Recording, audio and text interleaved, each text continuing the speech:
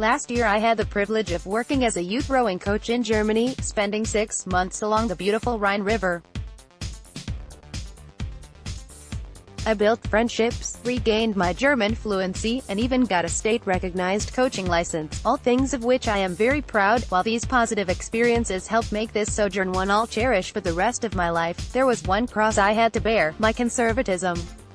In a country where 90% of the populace sees Donald Trump as a threatening despot, U.S. visitors who enjoy making America great again endure mockery and disdain.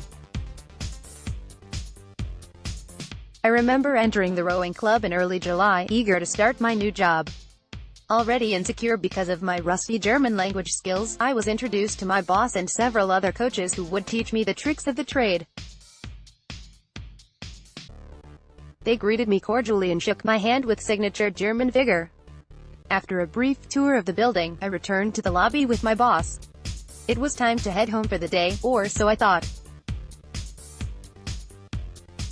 As I stepped towards the exit, a middle-aged man called out from behind, "Oh, hello Trump. So, you're the new youth coach here from America." Startled, I turned around and greeted my sarcastic new coworker. I ignored his oh-so-clever remark and offered him a standard introduction. After a brief first chat, the man departed. As he turned the corner, my boss shook her head. Still confused, I asked her why this man, whom I had never met, called me Trumpy.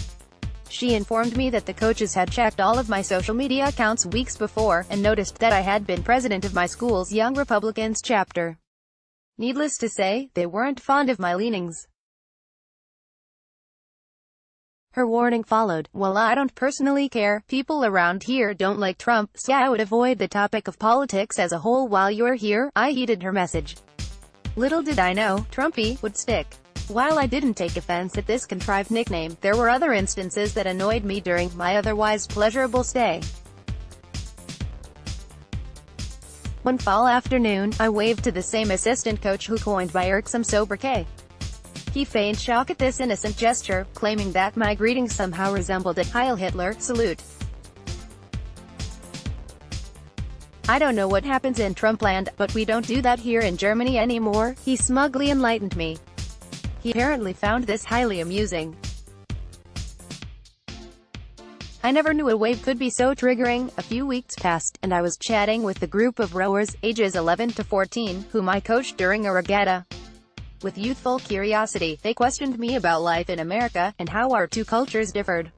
I delighted in answering, happy to hear their thoughts and express mine. Overall, it was an easygoing, relaxed conversation with a kind bunch of kinder. By now, it was well established, even among my pupils, that I was a Republican. So, there was great curiosity about this strange creature.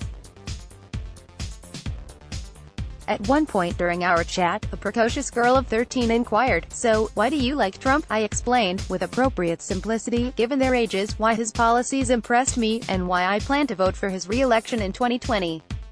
Her response stunned me. "But Mike, my teachers tell me he rose to power just like Hitler, and that the two are very similar in a lot of ways." Caught off guard, I tried my best to point out why this wasn't the case. They listened, fascinated by a new perspective. Some even agreed that the comparison was overblown.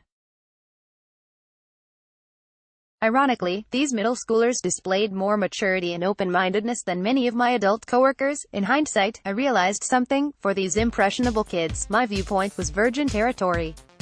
That should have come as no surprise. Harvard's Kennedy School of Government conducted a study revealing that coverage of Trump by Germany's leading TV channel ARD was 98% negative over the first 100 days of his presidency.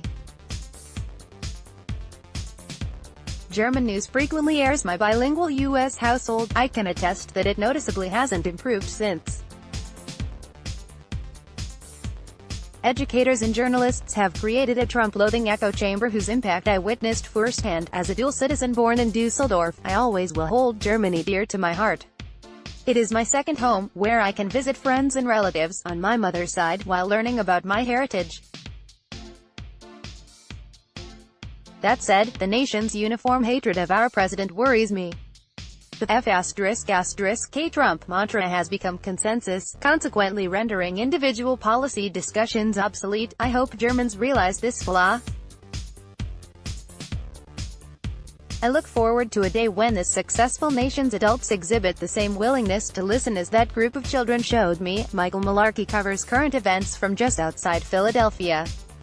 He serves as an intern for columnist and Fox News contributor DeRoy Murdoch and will attend Bucknell University next fall.